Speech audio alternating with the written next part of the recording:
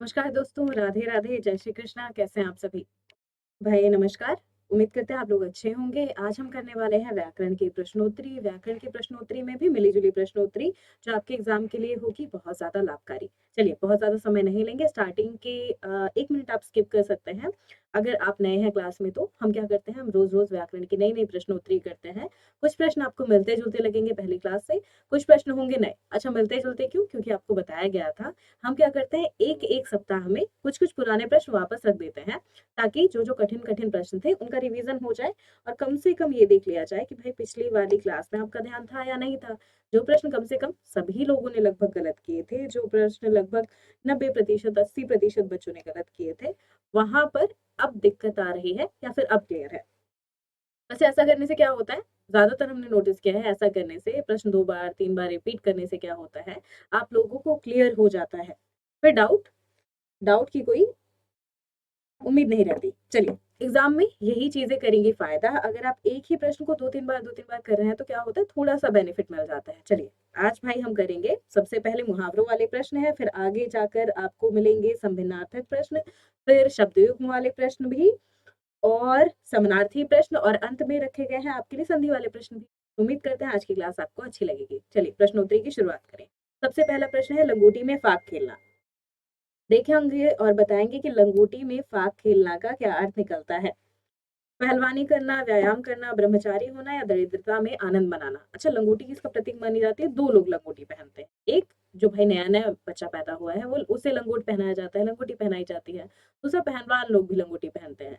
लेकिन लंगोटी में फाग खेलना, भई आप फाग मना रहे हैं, इतना बढ़िया त्योहार मना रहे हैं और मना किस में रहे हैं? लंगोटी में। तो किसका प्रतीक हो सकता है? गरीबी का। तो दरिद्रता में आनंद मनाना। कई बार क्या होता है, ऐसे मुहावरे, ऐसी लोकोक्तियाँ आपको मिलेंगी जो लगेगा थोड़ी-सी अलग है, तो वहाँ पर ऐसे थोड़ा दिमाग लगाएँगे तो भी काम चल जाएगा। लंगोटी में फाग खेलना, क्या अर्थ निकला? दरिद्रता में आनंद मनाना। अगला देखें, दाँतों तले उँगली दबाना। ये थोड़ा-सा शब्द अशुद्ध लिखा हुआ है तो उसे ठीक कर लेंगे। लंगोटी में फाग खेलना का क्या अर्थ होगा? दाँतों तले उँगली दबाना का क्या अर्थ होगा? लंगोटी में फाग खेलना आप लोग ठीक कर चुके हैं। देख कर बताएँगे।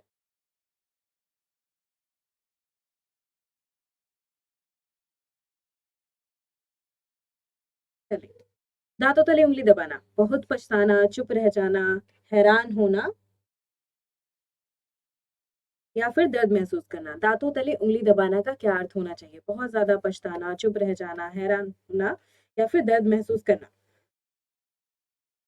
क्या होगा सबसे ज़्यादा सही? अच्छा, आपने देखा होगा कि लोग दाँतों तले उँगली कब दबाते हैं? अगर उन्हें कुछ ऐसी चीज़ दिख जाती है जो उन्हें अचंभित करती है। फॉर एग्ज़ाम्पल आप लोग गए होंगे मेले में, भई बच्चे रहे होंगे तो मेले में गए ही होंगे। अब मेले में गए होंगे तो आपने देखा होगा मौत का कुआँ।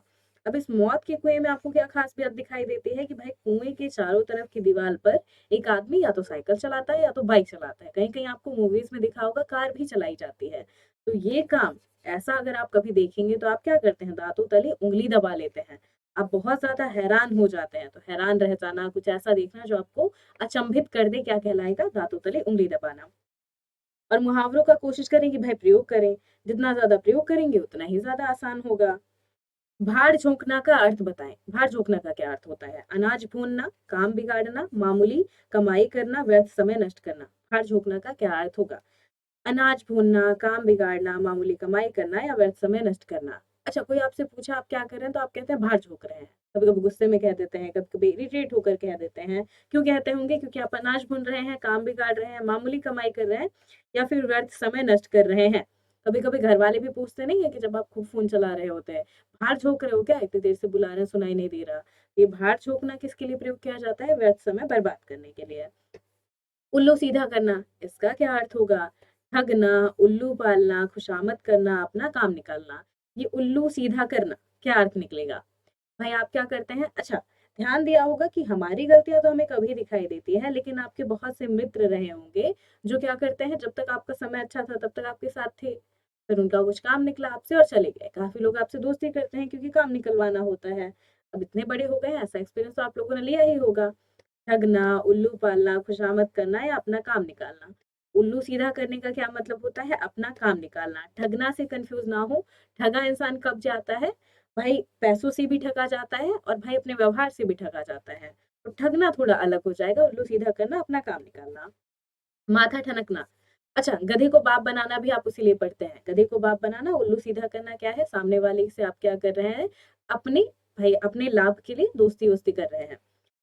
माथा ठनकना, भयभीत हो जाना, हिम्मत आ जाना, क्रोध आना, अनिष्ट की आशंका होना। अच्छा उसका माथा ठनका और उसे पता चला कि हाँ घर में कुछ तो बुरा चल रहा है। कई बार होता नहीं कि आपके घर से 2-3 बार कॉल आता है, ऐसे समय पर कॉल आता है जब नहीं आना चाहिए, और फिर आप बार-बार पूछते हैं तो भी बताया जाता है कि नहीं सारी चीज़ें सही हैं। ये किसका उदाहरण हो सकता है? और बहुत बार ध्यान दिया होगा, घर पर गए, मम्मी से मिले, बार-बार पूछ रहे हैं, मम्मी क्या हुआ, क्या हुआ, क्या हुआ? नहीं बता रहे कुछ। लेकिन आपका माथा ठनकता है कि अगर कोई कुछ नहीं बोल रहा तो कुछ तो हुआ होगा। हिम्मत, भयभीत हो जाना, हिम्मत आ जाना, क्रोध आना एकदम नहीं, अनिष्ट की आशंका होना। आपको क्या हो रही है? अनिष्ट की आशंका हो रही है कि कुछ तो बुरा हो रहा होगा। चलिए, आगे देखते हैं। भाई अगला प्रश्न देखिए, ठीकरा फूटना का अर्थ क्या होगा? ठीकरा फूटना का अर्थ बताएँ।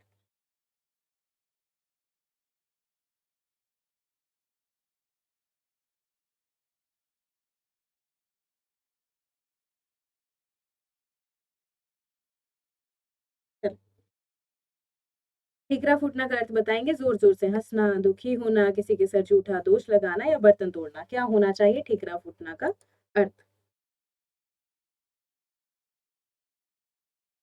ज़ोर-ज़ोर से हँसना, दुखी होना, किसी के सर झूठा दोष लगाना या बर्तन तोड़ना। अच्छा, 3-4 मुहावरे कई बार आपको ऐसे दिखाई देंगे, ऑप्शन भी ऐसे दिखाई देंगे कि लगेगा एकदम आसान है। तो थोड़ा-सा भाई जो लगे कि हाँ, मुहावरा टेढ़ा-मेढ़ा है, जो ऑप्शन थोड़ा टेढ़ा-मेढ़ा है, उस तक भी जा सकते हैं। ठीकरा फूटना, भीद फूटना, किसी के सर झूठा दोष लगाना, ठीकरा फूटना इसके लिए प्रयोग किया जाता है। अभिसार शब्द का संभिन्नार्थक क्या होता है? अभिसार आपने सुना होगा। भाई कविताओं में अभिसार का प्रयोग खूब किया जाता है। आक्रमण के लिए, प्रेमी से छिपकर मिलने के लिए, निष्ठा रहित या एक राग। अब भाई ऐसे तो देखिए सीधे-सीधे क्या माना जाता है, अभिसार क्या है? थोड़ा बुरा है, लेकिन नहीं अभिसार बुरा नहीं है। अगर राधा और कृष्ण की तुलना करें तब तो अभिसार बड़ा अच्छा हो जाएगा। तो प्रेमी से छिपकर मिलना कहा जाता है अभिसार। एक नया शब्द मिला होगा अगर आपने नहीं पढ़ा था अब तक, वैसे पहले एक बार करवाया है तो आसान होगा। एक शब्द है तरंग, दूसरा है तुरंग। शब्द युग्म का सही विकल्प चुनिए, क्या होगा? तरंग और तुरंग का अर्थ बताएं। लहर, दुबला, दुबला, घोड़ा, घोड़ा, लहर, लहर, घोड़ा। तरंग और तुरंग शब्द युग्म का सही अर्थ क्या होना चाहिए? देखकर बताएं। अच्छा, एक शब्द एक अर्थ के साथ जाएं हमेशा। शब्द युग्मों वाले प्रश्नों में आपको क्या समझाया गया था? एक शब्द एक अर्थ के साथ जाएंगे तो प्रश्न बहुत आसान लगेंगे। उदाहरण के लिए तरंग, क्या तरंग का लहर होगा, क्या तरंग का दुबला होगा, क्या तरंग का घोड़ा होगा या तरंग का लहर होगा? तो दो जगह कंफ्यूजन है। तरंग का लहर होता है, तरंग का अर्थ होता है लहर। अब दो जगह है ए और डी में। अच्छा, तुरंग का, तुरंग किसके पर्याय के रूप में आप पढ़ते हैं बार बार? भाई तुरंग का पर्यायवाची या पर्याय शब्द क्या होता है? दुबला माना जाता है, घोड़ा माना जाता है, घोड़ा माना जाता है। तो सही उत्तर क्या होगा? सही उत्तर होगा डी। अगले प्रश्न पर चलें। चलिए,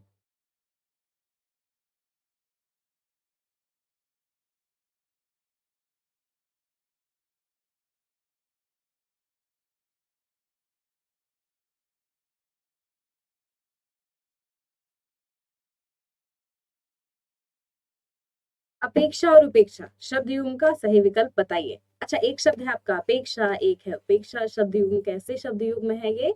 श्रुति सम भिन्नार्थक, सुनने में लगते हैं समान लेकिन अर्थ भाई अलग अलग देते हैं, और शब्द भी अलग अलग ही होते हैं। कई बार अपेक्षा उपेक्षा आप शब्द भूल जाते हैं तो भी गलत कर देते हैं सुनने सुनने में। तो अपेक्षा का क्या अर्थ होता है? आप क्या करें, किसी से अपेक्षा कर रहे हैं, कुछ उम्मीद कर रहे हैं। आवश्यकता, अवहेलना, सार रहित, अस्तित्व, बिना सोच के। क्या होना चाहिए? भाई अपेक्षा करते हैं। अच्छा, उपेक्षा का क्या मतलब होता है? उपेक्षा करते हैं आप किसी की, किसी का आदर करते हैं, निरादर करते हैं। भाई अयोग, योग का अभाव, एक राग, निरर्था या निरादर। भाई आदर नहीं, निरादर बिल्कुल सही है। अपेक्षा का अर्थ होता है आपकी कोई आवश्यकता, और दूसरा उपेक्षा का क्या अर्थ होता है? उपेक्षा का अर्थ होता है अवहेलना या निरादर। पहला वाला ऑप्शन है सही। आगे आए। अच्छा, एक शब्द है अनल, अनिल।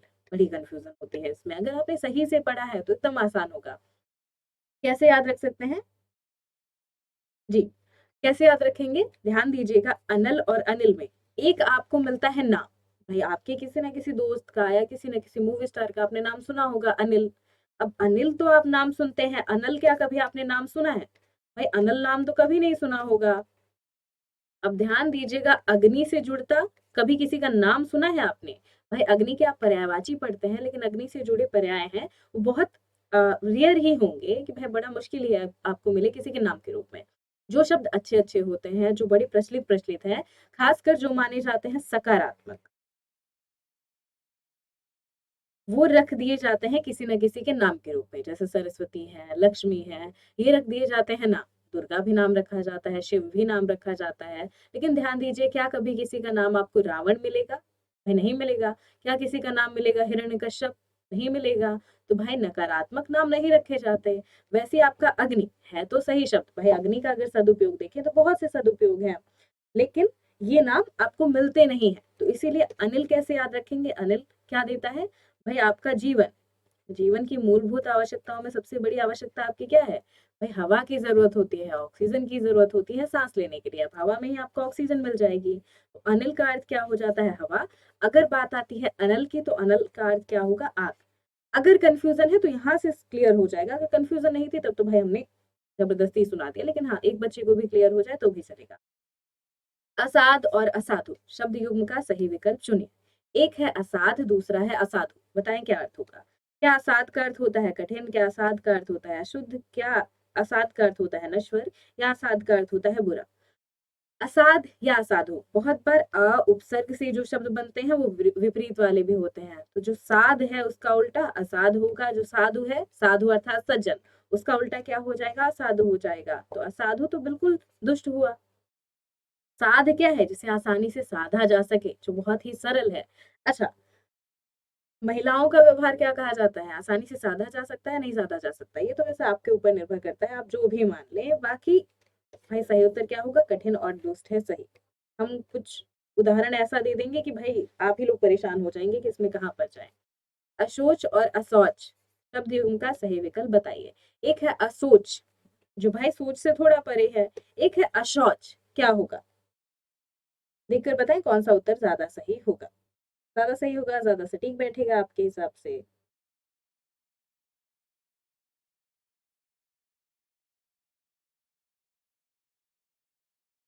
चले, सबसे पहले इसीलिए बताया था, कई बार शब्द युग में ऐसे शब्द दिए जाते हैं कि अगर आपका उपसर्ग है तो थोड़ा बहुत आप दिमाग लगाएंगे तो भी अर्थ हो जाएगा।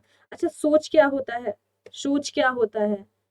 सोच किससे बना है? आपके सोच से बना है। और अशोच का क्या अर्थ होगा? बिना सोच के, बिना सोचे समझे क्या कहलाएगा? अशोच कहलाएगा। जब असौच की बात आ जाती है तो उसका प्रयोग किया जाता है अशुद्धि के लिए। पहला ऑप्शन होगा सही। अगले प्रश्न पर चले। एक है आपका अयुक्त और एक है आयुक्त। जो युक्त नहीं है वो क्या होगा? अयुक्त हो जाएगा। और आयुक्त तो पूरा ही आपका शब्द होता है, इसे आप उल्टा नहीं कर सकते। तो जो युक्त है, जिसके लिए आपको युक्ति कर सकते हैं, कोई आपका काम है बड़ा ही उपयुक्त है, भाई बड़ा ही अच्छा है आपके लिए, लेकिन कोई काम है बड़ा ही अयुक्त है, उसे नहीं करना चाहिए। जैसे चोरी कैसा काम है? अयुक्त काम है, वो नहीं करना चाहिए, तो अनुचित कार्य हो जाएगा। और आयुक्त का प्रयोग किसके लिए किया जाता है? अंग्रेजी में जो शब्द बोलता है कमिश्नर, हिंदी में उसके लिए हिंदी क्या है? आयुक्त। कमिश्नर को आयुक्त भी कहा जाता है। योग का भाव, एक राग, अशुद्ध, नश्वर, क्रोध, आक्रमण, ये सभी गलत है।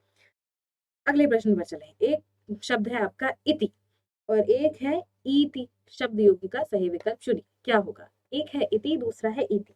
समाप्ति, बाधा, तैयार, दानशील, ऋण, ठीक, भोगना जल। इति और ईति, भाई त पर तो सेम मात्रा है, लेकिन ई में गड़बड़ी है। कहीं पर ई छोटी है और कहीं पर ई है थोड़ी सी बड़ी। देखकर बताएं। एक जो आपकी इति प्रयोग होती है, कोई आपकी बहुत ही फेवरेट पुस्तक थी, उसकी इति हुई, उसकी समाप्ति हुई। कोई बहुत ही आपके दिल के करीब सीरियल था, उसकी इति हुई, समाप्ति हुई। जब बात आती है इति की, तो इति क्या है? बाधाएं क्या मानी जाती है? बाधाएं बहुत बड़ी मानी जाती है। तो बाधाओं का प्रयोग किसके लिए होता है? इति के लिए होता है। इति का अर्थ निकला बाधा, क्योंकि इति बड़ी ई लगी है तो बड़ी क्या होती है? बाधा भाई बड़ी होती है। और आपकी पुस्तकें, पुस्तकें तो छोटी मोटी मान सकते हैं। तो भाई समाप्ति, पुस्तकें या फिर इति, जब किसी की समाप्ति होती है तो क्या हो जाता है? सारी चीजें खत्म हो जाती है, छोटी हो जाती है, तो यहाँ पर छोटी ई लगेगी। समाप्ति के लिए छोटी ई, बाधा के लिए बड़ी ई। इंदिरा और इंदिरा, ये तो करवाया था, ये तो आपको करवाया था अच्छे से। इंदिरा और इंदिरा, इस शब्द का सही विकल्प चुनिए, क्या होगा? इंदिरा का क्या अर्थ होगा? भोजन। क्या इंदिरा का अर्थ होगा? चंद्रमा, आईना या लक्ष्मी? अच्छा, कंफ्यूज होने वाली तो बात ही नहीं है, आपके ऑप्शन बड़े सही सही हैं। एक है इंद्रा और एक है इंदिरा। क्या बताया था भाई? इंद्र की पत्नी क्या कहलाती हैं? इंद्र की पत्नी के लिए क्या प्रयोग किया जाता है? इनके लिए प्रयोग किया जाता है इंदिरा शब्द। जब बात आती है इंदिरा की, तो इंदिरा किसके लिए प्रयोग किया जाता है? इंद्र की पत्नी के लिए। इंदिरा की बात आती है तो इंदिरा प्रयोग किया जाता है लक्ष्मी के लिए। दोनों बहुत मिलते जुलते हैं तो कंफ्यूजन हो सकती है। लक्ष्मी और आपकी इंद्राणी, इंद्र की पत्नी के लिए इंद्राणी और इंद्रा दोनों ही शब्द आपको मिल जाएंगे। सीधे सीधे माने तो इंद्र की पत्नी को क्या कहा जाता है? इंद्राणी और इंद्रा। विचित्र की 3 समानार्थी शब्द दिए गए हैं। विचित्र के 3 समानार्थी शब्द दिए गए हैं, एक शब्द समानार्थी नहीं है। उस शब्द का आपको चयन करना है जो समानार्थी नहीं है। अच्छा, विचित्र का अर्थ क्या होता है? आपको कोई विचित्र घटना दिखी, रास्ते में आ रहे थे तो आपको क्या दिखाई दिया? आपको एक बच्चा जो कि 3-4 महीने का था वो चलता दिखाई दिया। 3-4 महीने के बच्चे का चलना बड़ा मुश्किल होता है। तो आपको क्या लग रही है? आपको ये बड़ी विचित्र सी घटना लग रही है। विलक्षण घटना लगेगी, अनूठी घटना लगेगी, रहस्यमय घटना लगेगी, भिन्न घटना लगेगी। विचित्र क्या होगा? विचित्र इनमें से क्या नहीं होगा? समानार्थी जो नहीं है वो बताना है। तो भाई ध्यान दे, अनूठा बिल्कुल अनूठी घटना है, बड़ी ही विलक्षण घटना है, एकदम भिन्न घटना है, लेकिन रहस्यमय घटना नहीं है। इस बात में कोई रहस्य नहीं है कि भाई इसे राज ही रखने की जरूरत है। कोई विचित्र घटना मिली है तो राज रखने की तो जरूरत नहीं होगी। अच्छा, विप्र शब्द का समानार्थी क्या होगा? विप्र का प्रयोग आप बहुत करते हैं। विप्र शब्द का समानार्थी क्या है? यह विप्र किसके लिए प्रयोग किया जाता है? जो सहचर है, याचक है, विधाता है। विधाता कौन? आपका ईश्वर विधाता। याचक जो करता है याचना, सहचर जो आपके साथ चलता है, जो आपके साथ है। आपकी पत्नी आपकी सहचर हो सकती है, आपके मित्र आपके सहचर हो सकते हैं। विप्र का प्रयोग लेकिन किसके लिए किया जाता है? ब्राह्मण के लिए किया जाता है। आगे चलें।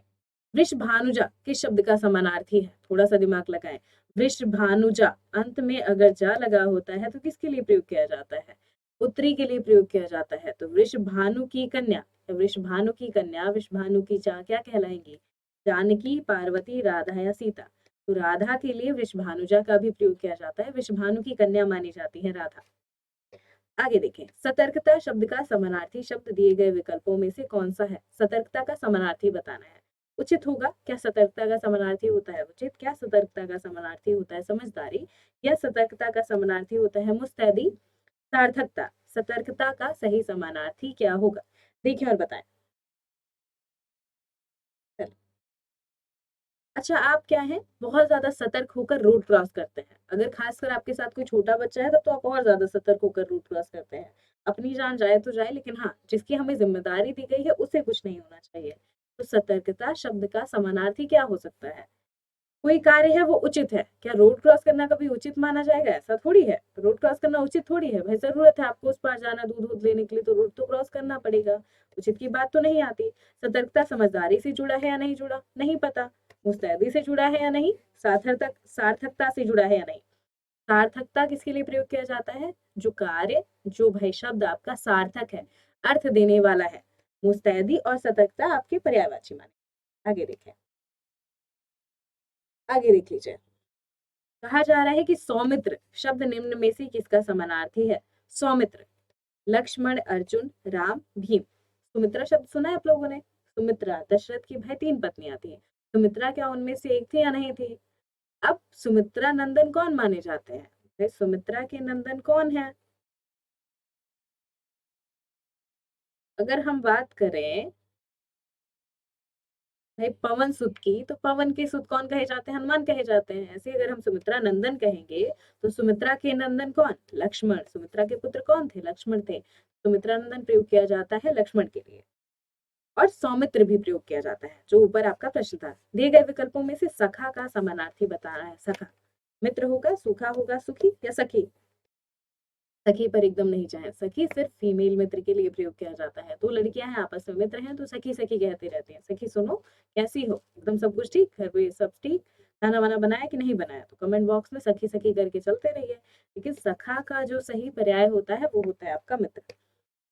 निम्न में से शुभेच्छु शब्द का समानार्थी क्या होगा? शुभेच्छु, भाई शुभेच्छु किससे बना होगा? सबसे पहला आपका शब्द क्या है? सबसे पहला शब्द है शुभ। अब शुभ की इच्छा रखने वाला, शुभ की इच्छा रखने वाला ही क्या कहलाएगा? शुभेच्छु कहलाएगा। कैसे निकला? शुभ का इच्छु, शुभेच्छु, शुभ चिंतक, हितैषी, शुभ कामाक्षी या परोपकारी। अच्छा, शुभ चिंतक क्या होता है? जो आपके शुभ की चिंता करे, तो ये थोड़ा सा अलग हो जाएगा। हितैषी, जो आपके हित की चिंता करे। अब यहाँ पर ध्यान देना, सारे ऑप्शन एक दूसरे से मिलते जुलते हैं, तो यहाँ पर थोड़ा सटीक पर जाना जरूरी है।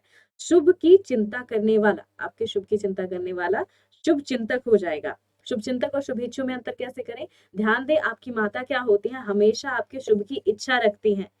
और आपका शुभ चिंतक क्या होता है? कोई आपका रिश्तेदार है, वो भी आपका शुभ चिंतक होता है। थोड़ा बहुत बीच बीच में क्या करता है? फोन वोन करके सिर्फ आपका हाल चाल ले लेता है, तो सिर्फ आपकी कभी कभी चिंता करता है, वो शुभ चिंतक हो सकता है। लेकिन शुभेच्छु कौन है? हमेशा आपके शुभ की इच्छा कौन रखती है? आपकी माता रखती है, आपके पिता रखते हैं। तो इस हिसाब से हितैषी बिल्कुल नहीं। शुभाकांक्षी, शुभ की आकांक्षा रखने वाली, शुभ की इच्छा रखने वाली कौन? आपकी माता हो सकती है। तो भाई ये दोनों हैं आपके परे। आगे आते हैं।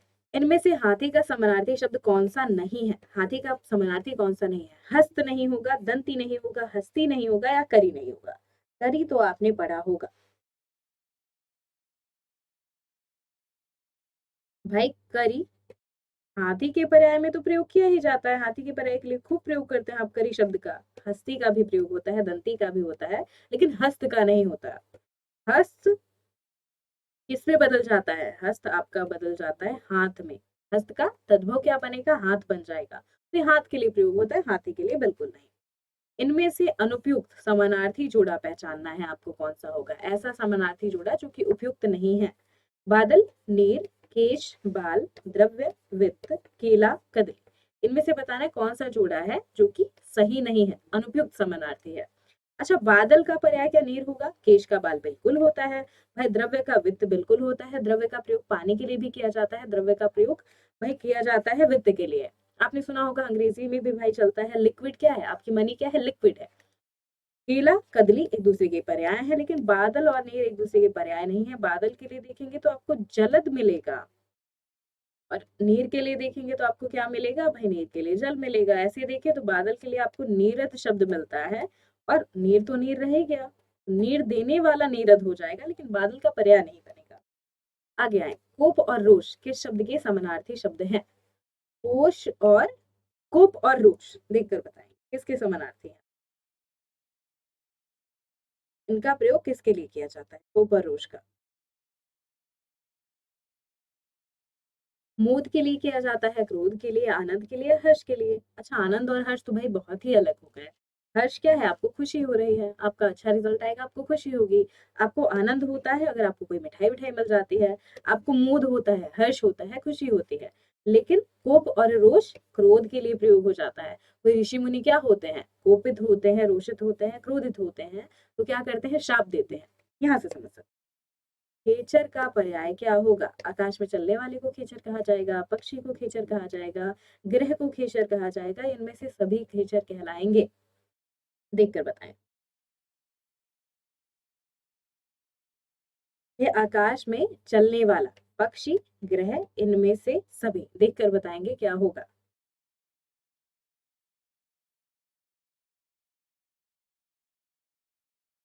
खेचर। अच्छा, खेचर आपने सुना होगा, अगर आप पहाड़ों पर कभी घूमने गए होंगे तो वहां पर जो सामान ढोने वाले जानवर होते हैं उनके लिए भी खेचर का प्रयोग किया जाता है। बाकी खेचर का प्रयोग किया जाता है आकाश में जो चलने वाला है, विचरण करने वाला, उसके लिए भी खेचर, पक्षी के लिए भी खेचर और ग्रह के लिए भी खेचर का प्रयोग किया जाता है। खेचर इतने ज्यादा अर्थ देने वाला शब्द है, तो इनमें से सभी सही हो जाएगा। निम्नलिखित में से खिड़की का पर्यायवाची क्या है? खिड़की का पर्यायवाची क्या? वातायन खिड़की का पर्यायवाची है, बारी है खिड़की का पर्यायवाची, दरीचा होगा खिड़की का पर्यायवाची, या उपयुक्त सभी? देखकर बताना है आपको, इनमें से खिड़की का पर्यायवाची कौन सा शब्द होगा। भाई वातायन, बारी, दरीचा, उपयुक्त सभी। भाई खिड़की किस किस का अर्थ देती है? वातायन, भाई वात देने वाली, हवा देने वाली कौन है? खिड़की है। बारी, दरीचा, उपयुक्त सभी होगा सही। आगे बताएं, गंगा का पर्यायवाची नहीं है। अच्छा, ये प्रश्न तो काफी बार पूछा गया है कि इनमें से गंगा का पर्यायवाची कौन सा नहीं होगा? भागीरथी नहीं है, सुरसरी नहीं है, अवतरणी नहीं है, मंदाकिनी नहीं है। कौन सा नहीं है गंगा का पर्यायवाची? जो नहीं है आगे क्लियर भी हो जाएगा कि वो किसका पर्यायवाची है, लेकिन अभी तो ये बता दे कम से कम। देखकर बताएंगे इनमें से कौन सा गंगा का पर्याय नहीं है। अवतरणी। अवतरणी क्या है? इनमें से अवतरणी गंगा का पर्याय नहीं है, बाकी सभी क्या होंगे, गंगा के पर्याय हो जाएंगे। भागीरथी, सुरसरी, सुर से निकलने वाली, भाई जो ईश्वर है उन्होंने ही तो गंगा दी है, तो भाई ईश्वर से निकलने वाली कौन है, गंगा है। मंदाकिनी भी प्रयोग किया जाता है गंगा के लिए, लेकिन अवतरण होने वाली गंगा नहीं है। आगे देखिए, कौन सा शब्द गंगा का पर्यायवाची नहीं है, फिर वही पूछा गया। हाँ, कौन सा शब्द गंगा का पर्यायवाची नहीं है, ऑप्शन बस थोड़े बदल रहे हैं। जाह्नवी, देवपगा, सुरसरी या फिर सरिता, इनमें से देखकर बताना है कौन सा नहीं होगा गंगा का पर्यायवाची।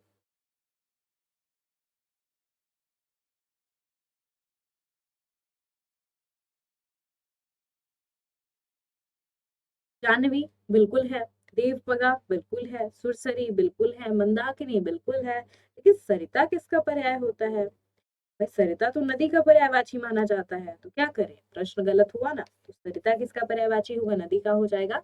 कई बार देखने को मिलेगा, पूछ लिया जाता है सरिता, ऐसे रख दिया जाएगा, कई बार ध्यान दे, सरिता नदी, भाई नदी किसका भेद कराती है, सरिता किसका भेद कराती है, एक जाति का भेद कराती है। इस नदी में खूब सारी नदियां आ सकती हैं आपकी, नील नदी, गंगा, यमुना, सरस्वती, सब क्या है, इस नदी के अंतर्गत आ सकती है, लेकिन पर्याय नहीं है, पर्याय बिल्कुल भी नहीं है। निम्नलिखित में से घोड़ा का पर्यायवाची शब्द नहीं है, घोड़ा का पर्यायवाची क्या नहीं होगा, जो घोड़े का अर्थ नहीं देता हो। अश्व देता है, संदर्भ देता है, घोटक देता है, यातोधान देता है, क्या है जो नहीं देता है घोड़े का अर्थ, देखकर बताएं। भाई क्या लगता है, घोटक बिल्कुल पढ़ा है, संदर्भ बिल्कुल पढ़ा है, अश्व तो क्लियर ही है, लेकिन यातुधान एकदम नहीं होता है घोड़े का पर्यायवाची, बाकी सब के सब होंगे। अच्छा, यातुधान का अर्थ क्या निकलता है, कमेंट करके जरूर बताएं। भाई कमेंट करके बताएंगे कि यातुधान का सही अर्थ क्या होता है।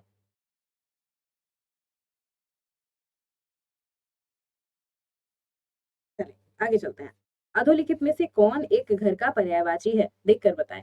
अधोलिखित जो नीचे लिखा हुआ है, भाई इनमें से जो अधोलिखित है, इनमें से बताना है घर का पर्यायवाची कौन सा है, अयन होगा, चयन होगा, मयन होगा या घरन होगा। अच्छा, अयन आपने सुना है, चयन सुना है, घरन सुना है, क्या सुना है। शाला प्रयोग किया जाता है किसके लिए, अश्वशाला किसके लिए प्रयोग किया जाता है, अश्व के रहने का स्थान, अश्व का घर, तो भाई शाला तो प्रयोग करते ही है, लेकिन घर के लिए और कौन से पर्याय का प्रयोग किया जाता है, सोच कर बताएं। भाई अयन का प्रयोग किया जाता है, अयन, अयन भी घर का पर्यायवाची है। चंद्रिका का पर्याय क्या होगा, चंद्रहास, रजत, कौमुदी, स्वर्ण किरण, चंद्रिका का सही पर्यायवाची क्या होना चाहिए, सोचिए थोड़ा सा बताएं। अच्छा, चंद्रहास क्या होता है, चंद्रमा के आकार वाला एक आपका हथियार होता है जिसे चंद्रहास कहा जाता है।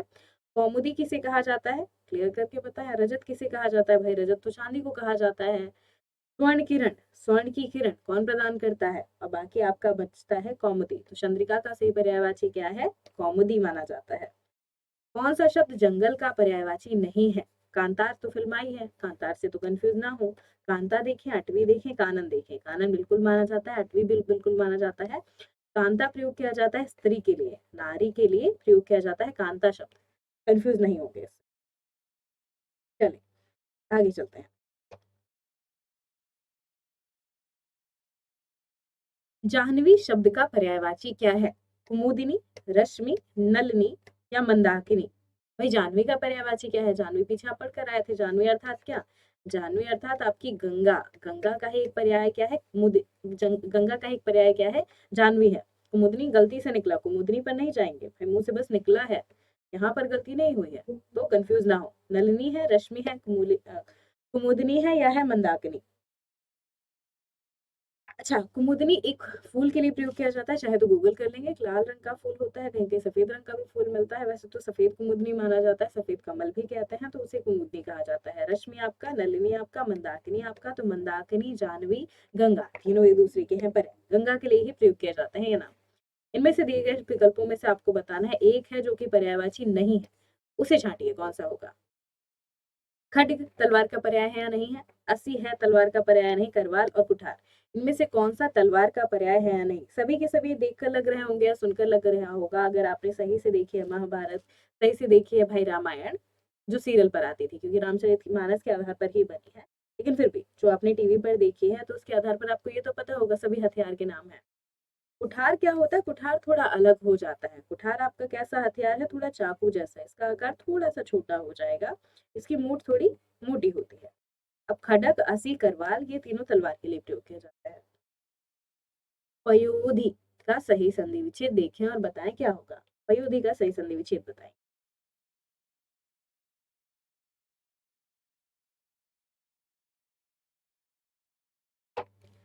पय धन धी पयोधि होगा। पयोधि का सही संधि विच्छेद क्या होगा। पयः धन धी, पयः धन दधि, पयः धन उदधि, पयः धन दधि। पयोधि का सही संधि विच्छेद। अच्छा क्या करना है, ध्यान दीजिएगा। आपको ओ वाली मात्रा, ए वाली मात्रा और ये अर कहाँ प्राप्त होता है, थोड़ा सा डिटेल में चलते हैं। हमारे पास क्लास में अच्छा खासा समय है तो थोड़ा सा डिटेल में चलेंगे। एक है भाई, सबसे पहले तो आपकी स्वर संधि। संधि के भेद में जाएंगे तो आपको मिलेगा स्वर संधि, फिर मिलेगा व्यंजन संधि, और फिर क्या मिलेगा, विसर्ग संधि। क्या ध्यान देना है, आपको बताया था कि ओ वाली मात्रा, ए वाली मात्रा और अर कैसे प्राप्त होते हैं। अगर कभी भी आपका छोटा आ या बड़ा आ मिल जाता है किससे, है ई से या फिर बड़ी ई से, किसमें बदलेगा, ये ए में बदल जाएगा, ये सारा मेल ए में बदलेगा। कभी आपका छोटा आ या बड़ा आ मिल जाता है किससे, छोटे ऊ से या फिर बड़े ऊ से, किसमें बदल जाएगा, ओ में बदल जाएगा। कभी भाई आपका अ चाहे छोटा हो चाहे बड़ा हो मिल जाए री से, तब ये मेल बदलता है अर में। अर वाला मेल थोड़ा याद रखें, हो सकता है कभी सूत्र में पूछ ले, कभी नियम में पूछ ले कि आपको ए की प्राप्ति, ओ की प्राप्ति, अर की प्राप्ति किस नियम में होती है, तो ये होती है आपको गुण संधि में। गुण संधि में मिलता है ये सारा नियम। पयः धन दधि, पया धन दधि, पया धन धी। अब क्या ध्यान देना है, दधि, पयः धन दधि, पया धन उदधि, पया धन दधि। अब ये तो हमने क्या बताया, ये तो हमने बता दिया किसके बारे में, आपको बताया गुण संधि के बारे में। गुण में भी आपको क्या मिलती है, गुण में भी ओ वाली मात्रा मिलती है। दूसरा आपको क्या बताया गया था, एक एक ओ वाली मात्रा आपको कहाँ मिल जाती है, एक भाई ओ की मात्रा आपको मिल जाती है विसर्ग संधि में भी। विसर्ग भी देख लीजिए, क्योंकि कहीं भी आपको नहीं मिला क्या, कहीं भी आपको नहीं मिला स्वर, तो विसर्ग भी देखते हुए चलेंगे। अब विसर्ग में क्या होता है, कभी भी आपका विसर्ग मिल जाता है किससे, विसर्ग मिल जाए किसी स्वर से या फिर आपके तीसरे चौथे पांचवे से, तो विसर्ग किस में बदलता है, आपका विसर्ग ओ में बदल जाता है। ये वाला नियम थोड़ा ध्यान से देखिएगा। तो पयः धन दी, पयः धन दधि, पयः धन उदधि, पयः धन दधि। अच्छा उदधि सही होगा, दधि सही होगा, दधि या पयः धन दी। तो भाई आपका विसर्ग बदलना चाहिए किसमें, ओ में। पय पय पय एकदम सही है। अंत में क्या है, जो द लगा है, दधि नहीं होगा, धी नहीं होगा, उदधि नहीं होगा या दधि नहीं होगा, क्या ज्यादा सही होगा, तो पयाधन धी। द होता तो यहीं पे आ जाता ना दया, इसीलिए थोड़ा सा ध्यान से। चलिए ये मिटाएंगे नहीं, नहीं तो बहुत दिक्कत हो जाएगी।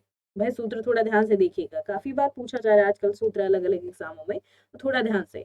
भाई ए कहाँ मिलता है, ओ कहाँ मिलता है, अर कहाँ मिलता है, ये सभी आपको मिलते हैं कहाँ पर, गुण संधि में। लेकिन ओ आपको और कहाँ मिल जाएगा, ओ आपको विसर्ग में भी मिलता है, तो थोड़ा उसे ध्यान देंगे। अब पयधन धी क्या बनाएगा, पयोधि बनाएगा।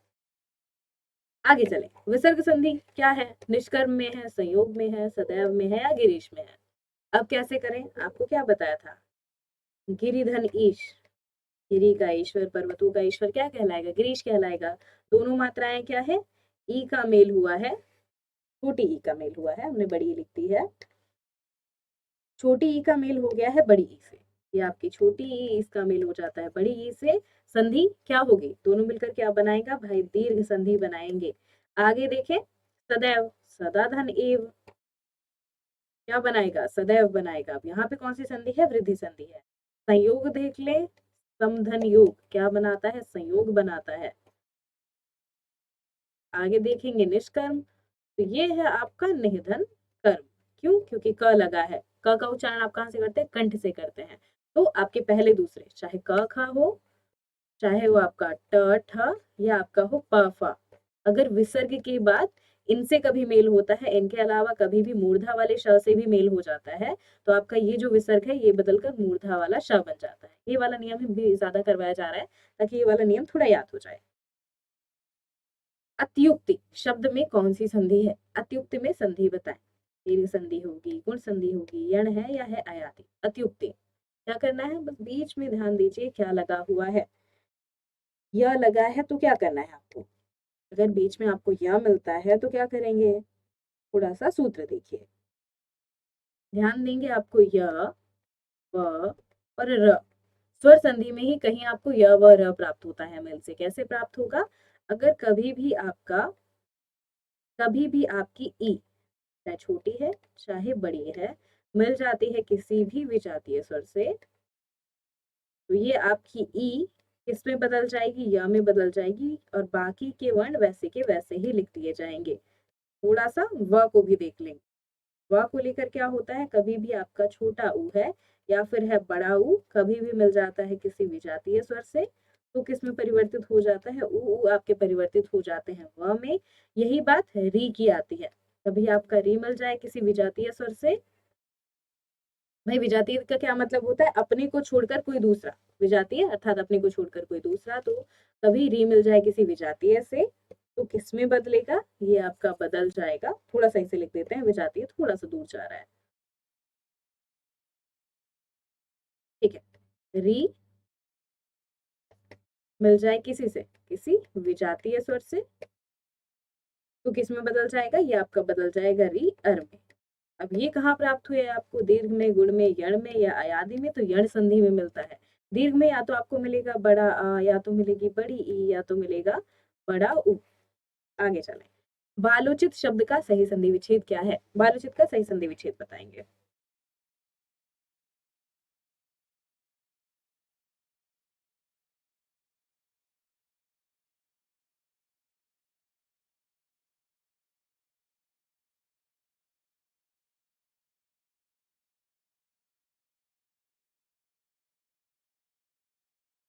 चले, बालोचित शब्द का सही संधि विच्छेद देखें और बताएं क्या होगा।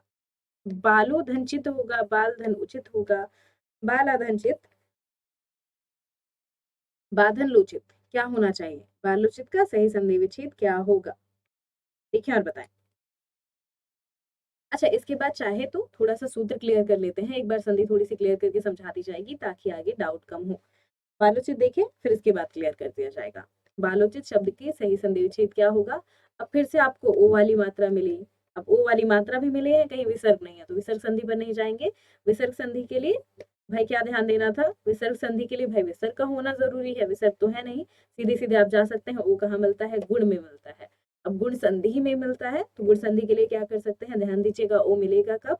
अगर कभी भी आपका चाहे छोटा आ है चाहे है बड़ा आ मिल जाए छोटे ऊ से या फिर मिल जाए बड़े ऊ से। पहचानेंगे कैसे कि कौन सा ऊ लगा होगा? ध्यान दीजिएगा, बाल क्या लिखा है? बाला, बाला धनचित या बाला धन उचित? भाई ऊ भी तो होना चाहिए, ऊ तो कहीं नहीं लगा है, सीधे सीधे जा सकते थे बाल धन उचित पर, बाल उचित हो जाएगा। भूर्जा का सही संधि विच्छेद क्या होगा? भुज धन अरा, भूधन ऊर्जा, भूधन ऊर्जा या भुजधन रा? ऊर्जा का सही संधि विच्छेद क्या होगा? अब क्या ध्यान देना है? ऊर्जा के लिए क्या ध्यान देने की जरूरत है? भाई आपका ऊर्जा में क्या लगा है? बड़ा वाला ऊ लगा है। अभी आपको बड़ा वाला बड़ी वाली ई, बड़ा वाला ऊ मिलता कब है? कभी भी सजातीय मेल हो, चाहे छोटा चाहे बड़ा आ मिल जाए किससे? आपके छोटे आ से या फिर बड़े आ से। कभी आपका छोटा आ या फिर बड़ा आ मिल जाए किससे? ई के लिए भी हम आ ही लिखते जा रहे हैं। कभी आपकी छोटी ई या बड़ी ई मिल जाए किससे? ये छोटी ई है या फिर है बड़ी ई मिल जाती है किससे? स्वयं के ही दूसरे रूप से, चाहे छोटी ई से चाहे बड़ी ई से। अब फिर है ई के लिए हमने कर ही दिया था, ऊ आपका बचा हुआ है, ऊ के लिए भी ध्यान दें। कभी आपका छोटा ऊ है चाहे बड़ा ऊ है मिल जाए किससे? छोटे से या फिर बड़े से, तो किस में बदल जाएगा? ये आपका बदल जाएगा बड़े वाले ऊ में, जो कि हमने ऊपर लिखा हुआ था। और ये सूत्र आपको मिलता कहाँ पर है? इसीलिए आपका भूर्जा किससे बना है? भूधन ऊर्जा से। दोनों ही शब्द सार्थक भी है। भू किसका अर्थ देता है? पृथ्वी का। ऊर्जा किसका अर्थ देता है? भाई निकलने वाली ऊष्मा या ऊर्जा क्या कहलाएगी? ऊर्जा। तो भूर्जा, भूमि से निकलने वाली ऊर्जा भूर्जा हो जाएगी। चले, आज के लिए भाई इतना ही प्रश्न था, लेकिन अब ये करते हैं कि थोड़ा सा आपको संधि एक्सप्लेन कर दी जाए, बहुत ज्यादा जरूरी है। सबसे पहले ध्यान दीजिएगा, सही उत्तर क्या है आपका? भूर्जा है, एकदम ठीक ठीक उत्तर आ गया है। सबसे पहले देखेंगे संधि में आपको क्या मिलता है। भाई 40 ही प्रश्न थे, अगर संधि नई डिटेल में देखना चाहते हैं तो क्लास यहीं पर रोक सकते हैं, बाकी थोड़ा सा आपको समझा देता है, थोड़ा सा और देख लीजिए। इसके बाद कम से कम कोशिश रहेगी कि हम भाई आपका क्लियर कर दें स्वर संधि, कम से कम स्वर संधि क्लियर हो जाए। संधि में देखेंगे क्या है, संधि में 3 भेद आपको मिलते हैं, स्वर संधि है, व्यंजन है, और फिर आपका आ जाता है विसर्ग संधि। इतनी बातें आपको समझ में आई। व्यंजन के लिए कभी और, लेकिन अभी स्वर संधि पर ही फोकस करते हुए चलते हैं। स्वर में कभी भी अगर आप दीर्घ देखेंगे तो दीर्घ में ध्यान दीजिएगा, या तो आपको मिलेगा बड़ा आ, या तो आपको मिलेगी बड़ी ई, या तो आपको मिलेगा अंत में बड़ा ऊ। ये चीजें आपको मिलेंगी दीर्घ में, जो आपके वर्णों का मेल होता है। संधि क्या है, दो शब्दों के दो वर्णों का मेल, दो शब्दों के दो वर्णों का मेल क्या कहलाता है, यही कहलाता है आपका संधि। आ गया है। स्वर व्यंजन विसर्ग में देखेंगे तो दीर्घ में क्या हो जाएगा, बड़ा बड़ी बड़ा ऊ लग जाता है। अगर आप आते हैं गुण में, तो गुण के लिए आपको क्या बताया था, या तो आपका ऊ, या तो आपका ओ मिलेगा, या तो आपको मिलेगा ए, या तो आपको मिलेगा अर। अब यहीं पर आ जाए यण पर भी। यण में आपको क्या मिलेगा, य व र। बहुत आसान है यण याद करना। तो यण में आपको य व र मिलेगा। दीर्घ आपने देख ही लिया है, वृद्धि एकदम नहीं भूले। वृद्धि पहचानने की आसान सी ट्रिक क्या करते हुए चले, ध्यान दीजिएगा, जहां पर बड़ी वाली मात्राएं मिलती हैं, या तो आपको ए की मात्रा मिलेगी, या तो औ की मात्रा मिलेगी, ऐनक वाला है। ऐ की मात्रा या औ की मात्रा, अंत में बचता है आपका अयादि संधि। तो अयादि में आपको क्या मिलेगा, अयादि में आपको मिलेगा या तो आय, या तो अय मिलेगा, या तो मिलेगा आव, और या तो मिलेगा अब। अब देख लेते हैं। ये तो आपको पता चला स्वर में इतना मिलता है, दीर्घ में ये मिलेगा, गुण में ये मिलेगा, यण में ये मिलेगा, वृद्धि में ये, अयादि में, लेकिन मिलता कैसे है, पीछे आकर थोड़ा सा सही से देख लेंगे।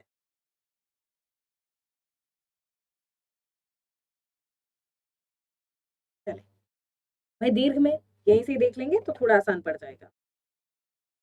वृद्धि भी लिख लीजिए। आपका सही उत्तर क्या था, अतियुक्ति का यण सही उत्तर था। अब थोड़ा सा एक्सप्लेन कर लेते हैं दीर्घ बनता कब है। दीर्घ में कभी भी आपका चाहे छोटा आ है चाहे बड़ा आ है, मिल जाए किससे, अपने ही दूसरे रूप से। छोटे आ का मेल हो जाए छोटे या बड़े आ से, बड़े आ का मेल हो जाए छोटे या बड़े आ से, किसमें बदल जाएगा, ये आपका बदल जाएगा बड़े आ में ही। ऐसे ही कभी आपका छोटी ई है बड़ी ई है, मिल जाता है किससे, छोटी ई से बड़ी ई से, में बदल जाएगा बड़ी ई में ही। ऐसे आपका छोटा ऊ है बड़ा ऊ है, किसमें बदल जाएगा, किसमें मिलेगा, छोटे ऊ में बड़े ऊ में। तो ये मेल क्या बनाएगा, बड़ा वाला ऊ बनाएगा। अभी सिर्फ हम दीर्घ संधि के बारे में ध्यान दे रहे हैं। स्वर संधि का पहला वाला भेद दीर्घ संधि, इसके इतने सूत्र आपको मिलते हैं, सिर्फ ये सूत्र याद रखेंगे तो क्लियर हो जाएगा। अब क्या ध्यान देना है, गुण पर भी आएंगे, सिर्फ इतना ध्यान देना, चाहे तो लिखते भी रहें भाई, लिख लेंगे थोड़ा सा आसान हो जाएगा।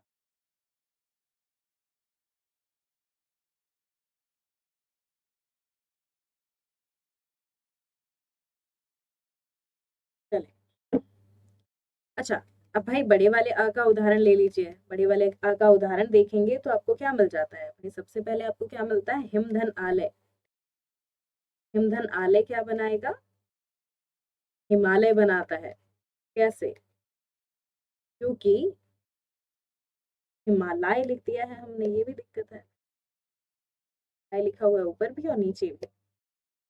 कभी कभी ऐसी गलती होती है कि बोलने में हम ठीक बोल रहे हैं, लिखने में मिस्टेक हो रही है, तो उसे ठीक कर लीजिएगा। जानबूझकर गलती नहीं होती, कभी कभी लिखते लिखते बोलते बोलते हाथ इधर उधर चला जाता है, तो थोड़ा सा समझ लेंगे आप भी। हिमधन आलय, यहाँ पर आपका हिमालय बनाएगा। कभी कभी उच्चारण भी करेंगे तो भी आपको क्लियर हो जाएगा, हिम आलय हिम आलय हिम आलय, दोनों का जोड़ हुआ हिमालय हिमालय हिमालय। सही हुआ, यही बताया गया था। संधि ऐसी नहीं पढ़ाई जा रही कि हाँ बस संधि पढ़िए तो शब्दों का मेल कीजिए। संधि पढ़ाई क्यों जाती है, ताकि आपको ये पता चल जाए कि जब दो शब्दों का मेल होता है तो उन दोनों शब्दों के मेल के बाद बीच के जो वर्ण है, पहले शब्द का अंतिम वर्ण, दूसरे शब्द का प्रथम वर्ण, उन दोनों पर प्रभाव कैसे पड़ता है। हिम आलय हिम आलय, बार बार यही बोलेंगे कि हम हिम आलय घूमने जा रहे हैं, हिम आलय घूमने जा रहे हैं, हिम आलय पर चढ़ाई करने जा रहे हैं। अब बार बार बोलने से क्या हो जाता है, हिम आलय हिमालय बनेगा। कैसे, क्योंकि माँ के नीचे हलंत नहीं लगा था, तो माँ का आ मिलेगा किससे, यहाँ वाले अ से, और इसीलिए हिमालय बनाएगा। अच्छा, ये वाला उदाहरण भी देखते हुए चले। उदाहरण हमें थोड़े थोड़े से देखने पड़ रहे हैं क्योंकि हमारे दिमाग से उदाहरण निकल गया है, कभी कभी गड़बड़ी हो जाती है तो निकल जाता है। हाँ, पीछे आपने देखा था, वहीं से ही ले लीजिए। ई वाला उदाहरण देख लेंगे कि भाई बड़ी वाली ई आपको कब मिलती है। पीछे आपने पढ़ा था गिरीश, गिरिधन, ईश।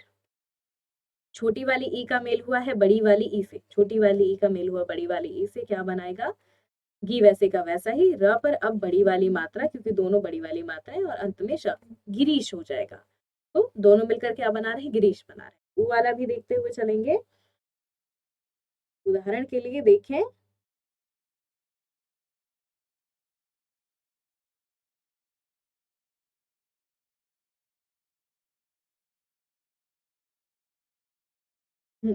उदाहरण के लिए देखिए, वधू धन उत्सव, वधू धन उत्सव क्या बनाएगा, वधू धन उत्सव। यहाँ पर भी बड़ा ऊ है, यहाँ पर है छोटा ऊ, दोनों ऊ मिलेंगे क्या बनाएंगे, भाई वधूत्सव बनाएंगे, वधूत्सव हो जाएगा। ये होगा आपका मेल। वधूत्सव कैसे बनेगा, वधूत्सव से बनेगा, वधू धन उत्सव, वधूत्सव। क्लियर हुआ। ये तो भाई हुआ आपका दीर्घ संधि। अच्छा एक बार थोड़ा लिख ले, अगर लिख लिया है तो ठीक है, नहीं लिखा है तो स्क्रीनशॉट ले लीजिए। इसके बाद हम गुण संधि पर भी आएंगे, थोड़ा सा क्लियर कर ही लेते हैं।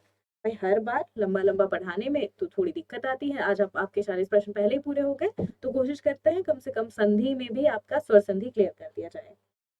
चलें, अब इसे मिटा दें। उम्मीद है आप सब लोगों ने स्क्रीनशॉट ले लिया होगा। भाई दीर्घ संधि आप लोग समझ ही चुके थे। अब आते हैं हम गुण संधि पर। यण इसका आंसर है, ये ना भूलें, यण उत्तर है। गुण संधि में आपको क्या ध्यान देना है, गुण में आपको क्या मिल रहा था, या तो मिला था क्या ओ ए, और या तो मिला था अर। कैसे मिलेगा, तभी आपका छोटा आ या मिल जाता है, छोटा आ या बड़ा आ मिल जाए किससे, छोटी ई से, बड़ी ई से। तो ये दोनों मेल क्या बनाएगा, ये दोनों मेल बनाएगा ए। आए नहीं है, ध्यान दे, ए मिलेगा तो मात्रा क्या लगेगी, ये वाली मात्रा। तो ये लिखते हैं आप। अब कभी आपका छोटा आ या बड़ा आ मिल जाए किससे, छोटे ऊ से, बड़े ऊ से, तो किस में बदलेगा, ये आपका बदल जाएगा ओ में। यही आप बार बार पढ़ते हैं। कभी आपका छोटा आ या बड़ा आ मिल जाए किससे, भाई री से, तो ये क्या बना देता है, ये आपका बनाता है अर। इससे कंफ्यूज ना हो। चलिए,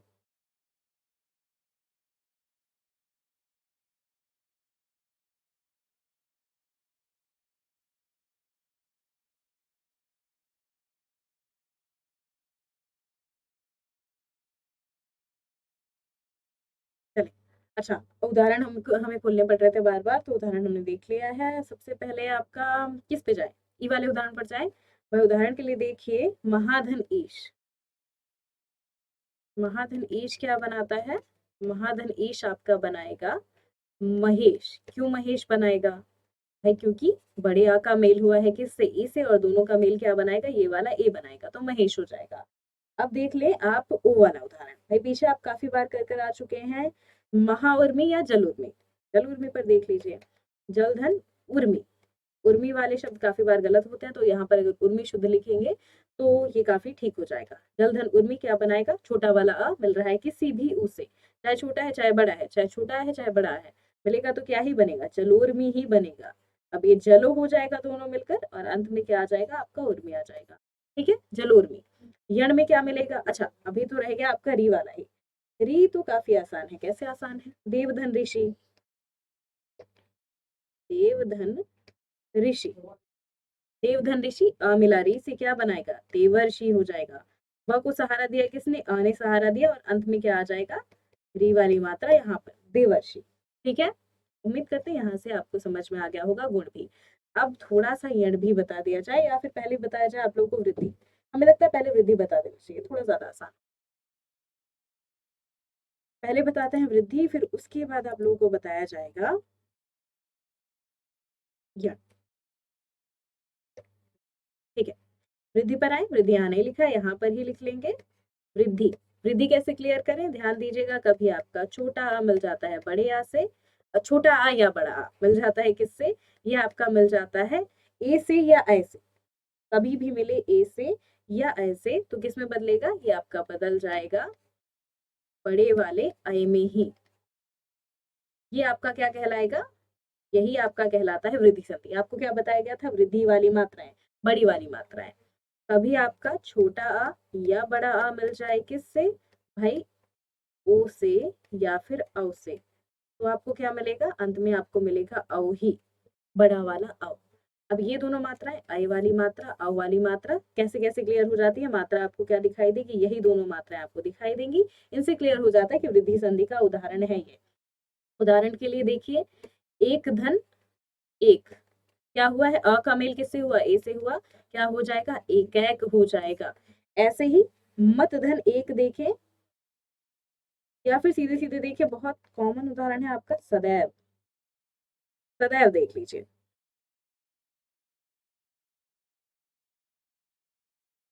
सदैव बना किससे है? फिर मात्रा कौन सी लगी? ये वाली मात्रा, पीछे प्रश्न भी करवाया हुआ था। सदा धन एव क्या बनाता है?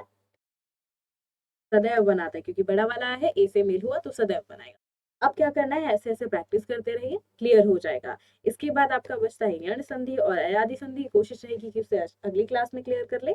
यहाँ भाई क्लास का समय तो यहीं पर ही समाप्त होता है, तो कोशिश रहेगा अगली क्लास में आपको यण और अयादि दोनों एक्सप्लेन कर दिया जाए। अगर आप खुद से पढ़कर आ रहे हैं तब तो बहुत अच्छा है। अयादि आपको क्लियर है, यण क्लियर है। यण में बस इतना ध्यान दीजिए, य व र मिलेगा, इतना याद रखेंगे, काम चल जाएगा। अयादि में या तो आव, अव, आए, अय, इतना मिलेगा। अगर सिर्फ परिणाम भी याद रख लेना तो काफी गलतियां कम हो जाती हैं।